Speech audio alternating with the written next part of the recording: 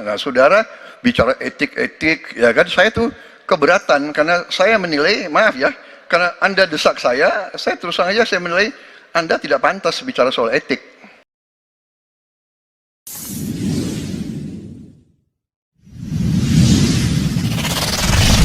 Pertanyaan yang ingin saya sampaikan kepada Bapak adalah apa hubungan antara standar etika seorang pemimpin negara dengan kemampuannya dalam menjaga pertahanan, keamanan, dan kedaulatan negara.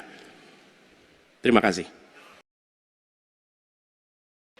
Saya sependapat bahwa semakin tinggi, semakin kompleks, memang kepemimpinan itu butuh nilai-nilai yang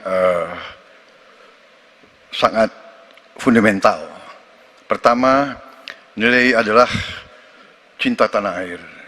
Kedua, kejujuran. Ketiga, kebersihan yang Bapak bolak-balik ngomong. Harus memberi contoh. Tidak boleh korupsi dengan bentuk apapun. Jadi saya sependapat harus ada kepemimpinan berdasarkan nilai. Ya. Jadi hubungan dengan etik benar. Ya, kita harus beretik dengan benar. Ya, jujur. Apa yang kita katakan itu ya yang ada di hati kita. Jangan lain di mulut, lain di hati. Dan harus cinta tanah air. Pertahanan ini sakral bagi kita. Ini menyangkut keselamatan kita. Jangan karena ambisi pribadi kita menghasut dan menyesatkan rakyat. Itu etik yang tertinggi, Saudara Profesor Anies Baswedan. Itu etik yang tertinggi. Kebersihan jiwa, kejujuran, kesetiaan kepada rakyat.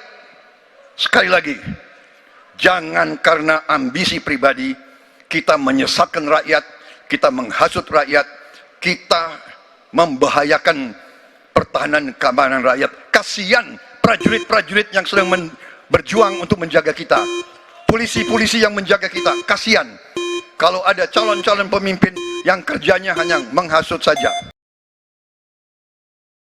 Ketika dikatakan bahwa standar etika yang dipegang adalah tinggi, memang menjadi presiden, panglima tertinggi harus memiliki standar etika yang amat tinggi. Itu harus. Karena dia akan mengambil keputusan, mengerahkan pasukan, dan ketika harus bertempur ada korban nyawa, itu keputusan-keputusan etika. Tapi dalam kenyataannya Pak, ketika Bapak memimpin di Kementerian Pertahanan, banyak orang dalam pengadaan alutsista, PT Teknologi Militer Indonesia, Indonesia Defense Security, lalu orang dalam pengelolaan food estate, lalu ada kejadian-kejadian di mana kita semua menyaksikan, ketika ada pelanggaran etika dan Bapak tetap jalan terus dengan cawapres yang melanggar etika. Artinya ada kompromi atas standar etika. Standar etika ini fakta. Ini fakta. Dan kemudian dalam pidato Bapak mengolok-olok tentang pentingnya etika. Saya tidak tega untuk mengulanginya. Pertanyaannya, apa penjelasan Pak Prabowo soal itu semua?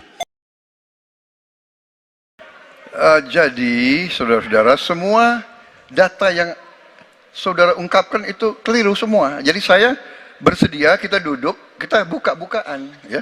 Mau bicara food estate, mau bicara apa PT Teknologi Militer Indonesia, kita buka, iya kan? Jadi di mana masalahnya? Nah, saudara bicara etik-etik, ya kan? Saya tuh keberatan karena saya menilai, maaf ya, karena Anda desak saya terus terang aja saya menilai Anda tidak pantas bicara soal etik. Itu saja. Saya merasa bahwa Anda itu posturing, ya. Anda tuh menyesatkan. Itu aja, ya. Saya boleh berpendapat kan? Saya menilai Anda tidak berhak bicara soal etik karena Anda memberi contoh yang tidak baik soal etik. Terima kasih.